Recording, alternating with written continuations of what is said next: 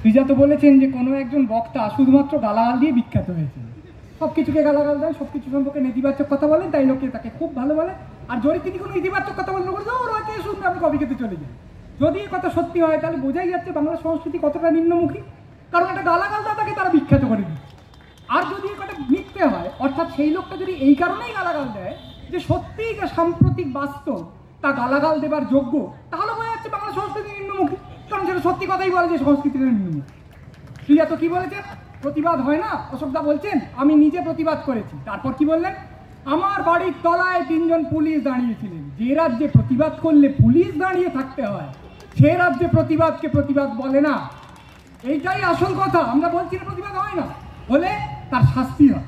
আমরা বলছি না একটা সব কোনো কিছুই ভালো হয় না, কিন্তু হলে সেটা চেপে যায়। শুধুমাত্র খারাপগুলো হয়, লোকে শাসককে ভয় পায়, কারণ শাসকের কেন্দ্রীয় শাসক হোক আর রাজ্যের শাসক, তার নামে যদি বলো তাহলে বাবু তোমার পুলিশ নিয়ে ঘোরাফেরা করতে হবে, আর যদি না বলো তাহলে তুমি নিরাপদ আছো। এই হচ্ছে বাংলা। সেই জন্যই বাংলার সমস্ত সংস্কৃতি নিম্নমুখী।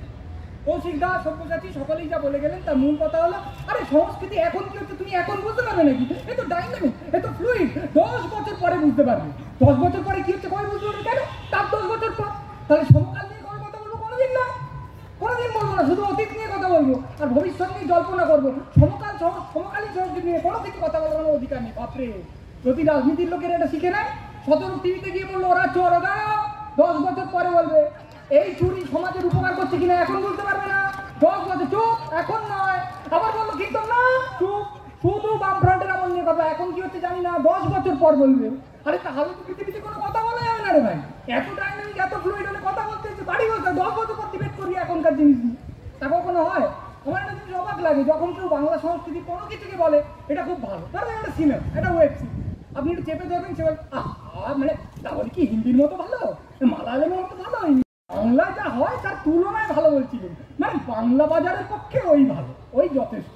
বাংলা বাজার, যে বাজারটা বাংলায় সীমায়িত, মানে আমি বলছি ও 3-4 ফেল করেছে, এটা তুমি 10 ফেল করেছিল বাবা, তো ভালো, এটাকে ভালো বল। সমাজ দরকার মানে গ্রেস দিয়ে, একটা সান্ত্বনা পুরস্কার দিয়ে, যে লোকটা বাংলা সংস্কৃতির ভোক্তা সেই বাংলা সংস্কৃতিকে ভোগ করছে, সে বুঝছে যে এর কাছ থেকে আমার বিরাট কিছু প্রত্যাশা নেই। যদি চলনসই কিছু পাই, যদি এই মলিন দিন সংস্কৃতিটা নির্ভর করতে করতে কোথাও একটা এতটুকু আনন্দ দেয়, আমি সেটাকেই প্রশংসা করি। এই হচ্ছে অবস্থা। এবং গোটা নতুন প্রজন্ম, যার কথা অশোকদাও বলে গেছেন, তাদের মধ্যে চালিয়ে গেছে 5 থেকে 25 বছর বয়স।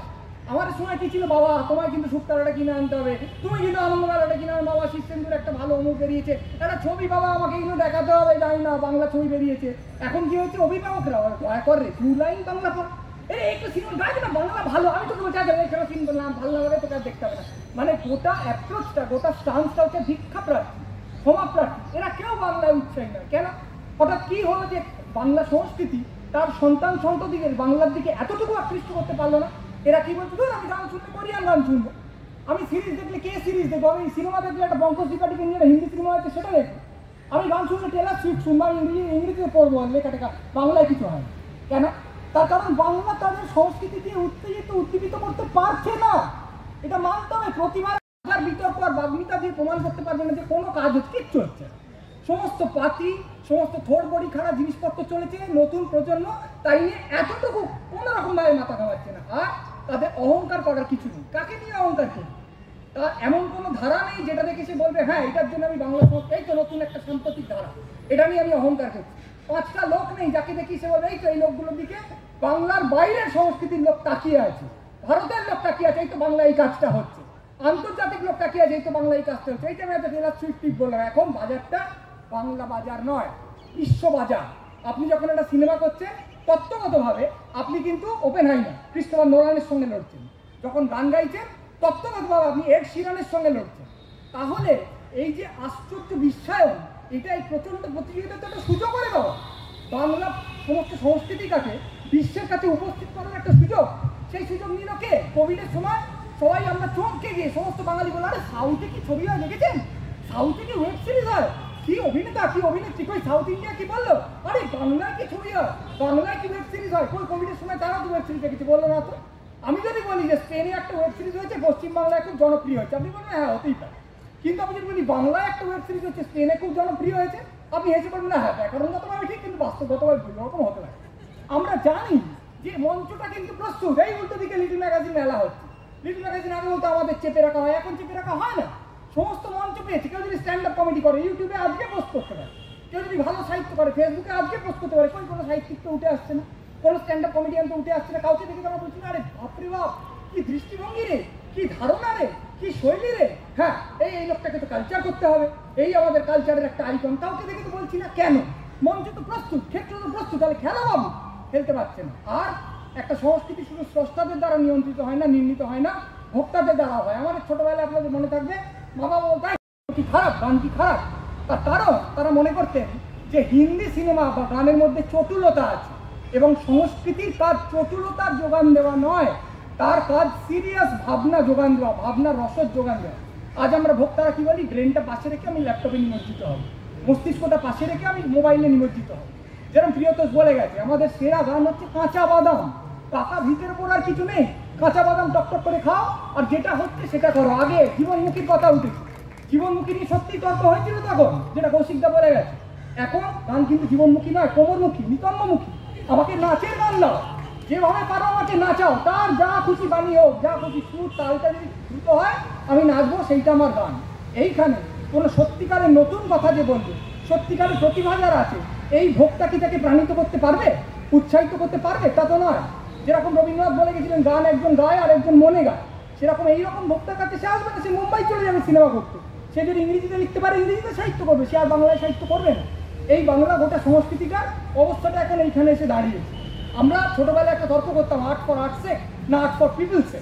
কি জন্য সমাজের জন্য শিল্প করবো না শিল্পের জন্য শিল্প করবো? এখন সবাই জানে বাজারের জন্য শিল্প, আর্ট ফর বাজারসে। আমাকে কিছু পয়সা করে নিতে হবে, তার জন্য খোর বড়ি খাড়া যেরকম ইচ্ছে একটা প্লাস্টিক পিসের জিনিস আমি পরিবেশন করবো, তার পয়সাটা নিয়ে আমি চলে যাবো।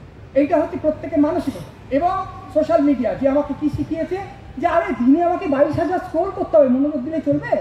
আগে একজন ভোক্তাকে মনোযোগী হতো, একজন শিল্পীকেও মনোযোগী হতো। এখন অমনোযোগ ইজ দ্য রুল। আমরা জানি যে অমনোযোগ আগে লজ্জার কথা ছিল, আমি না মনোযোগী নেই। এখন হচ্ছে অমনোযোগ আমার বার্থ রাইট, আমার জন্মগত অধিকার। ভাই আমি 2.5 মিনিট সময় দিলাম, এর মধ্যে যদি শিল্পী হিসেবে তুমি আমি মুগ্ধ করতে পারো তো করো, নহিলে চলে যায়। আর শিল্পীও জানে তো কোনো মনোযোগ দেবে না, সে কোনো রকমের একটা স্টান্টবাজি করে জিনিসটাকে দিয়ে চলে যাচ্ছে। কারণ সত্যিকারের মনোযোগের যোগ্য শিল্প করার সাহস তার নেই, কারণ কোনো লোক এখন আর মনোযোগ দেবে না। এবং এরপর যে কথাটা সকলেই বলেছেন, এটা বেশি যাব না, সেটা হচ্ছে শাসক শ্রেণী বা বিরোধী শ্রেণী কাউকে কোনো রকম আক্রমণ করার সাহস কেউ দেখায় না। এবং যদি আজকে সমাজে আমরা তাকাই, তাহলে সর্বত্র রাজনীতিবিদদের প্রতি একটা সীমাহীন বিরক্তি। কোন শিল্পে কোন সংস্কৃতিতে সেটা প্রতিফলিত হচ্ছে? বড়জন একটা নাটক ঘটনা একবেক হচ্ছে, সেখানে একজন বলে দিল খেলা হবে, মানে প্রচুর 200 মাইল নাক ঘুরিয়ে একটুখানি প্রতিবাদ করবে। সরাসরি প্রতিবাদ করার সাহস কারণ নেই, কারণ তাহলে সে মার খাবে, মার খাওয়ার সাহস কারণ নেই। আর আমাদের অর্থনীতি দেউলিয়া, তাই প্রযোজকদের, প্রকাশকদের, অন্যান্য যারা যা করেন, পয়সাটা বিনিয়োগ করেন, তাদের দোষ দিয়ে লাভ নেই। তারা ঝুঁকি নেবেন কী করে? নতুন একটা সিনেমা আমি প্রযোজনা করবো কী করে? নতুন একটা গান আমি প্রযোজনা করবো কী করে? আমার কোনো পয়সা নেই, আমার ঝুঁকি নেওয়ার কোনো রকম অবস্থা নেই। আমাদের ছেলেমেয়েদের তোমরা পড়াশোনা করতে হয় বেঙ্গালুরু নয় কানাডা পাঠিয়ে দিলাম, বললাম বাবা ওখানেই চাকরি কর, বাংলায় ফিরিস না, বাংলা কিছু হবে না। কিন্তু সংস্কৃতির ক্ষেত্রে সে যাবে কোথায়? তখন বাধ্য হয়ে তাকে হয় থ্রিলারের একটা আশ্রয়, নিজের যা বলতে হয় তাই বলতে হবে, সেই বায়োপিক, সেই একটা গুপ্তধন কলতলায় খুঁজে পাচ্ছে 2 লাইনের ছড়া, এই দিকে যেতে হবে। অথবা সে তার নিজের কাজটা নিয়ে অভিমানাহত হয়ে বসে থাকবে, অথবা সে বাংলার বাইরে গিয়ে চেষ্টা করবে অন্য কোনো ভাষায়, যেটা সে বাংলায় করতে পারতো সেটা সে যাতে করে। এই সংস্কৃতি যদি নিম্নমুখী না হয়, তাহলে কোন সংস্কৃতি নিম্নমুখী? আমাদের মনে রাখতে হবে কিছু অসৎ নার্সিংহোম আছে, এখানে অনেক ডাক্তার আছেন, তবু বলি, যেখানে লোকটাকে জোর করে একটা মেশিন দিয়ে বাঁচিয়ে রেখেছে। আপনি বলছেন এই যে নড়ছে না, একটু ভ্যাকাশন হয়ে গেছে, চোখগুলো তো সেলাতে দিয়ে বন্ধ, হ্যাঁ তা হতে পারে, কিন্তু হার্ট নড়ছে আমি আপনাকে দেখিয়ে দিচ্ছি, তার মানে বেঁচে আছে। আমরা জানি যে নেই, কিন্তু কিছু করার নেই, কারণ গায়ের জোর একটা সুযোগ দিয়ে বলা হচ্ছে সে বেঁচে আছে। এই গায়ের জোর খাটিয়ে এই প্রাণপণ গলাবাজি করে নিশ্চয়ই খুব ভালো ভালো বিতর্ক হয়, কিন্তু সত্য ভাষণ হয়। ধন্যবাদ, নমস্কার।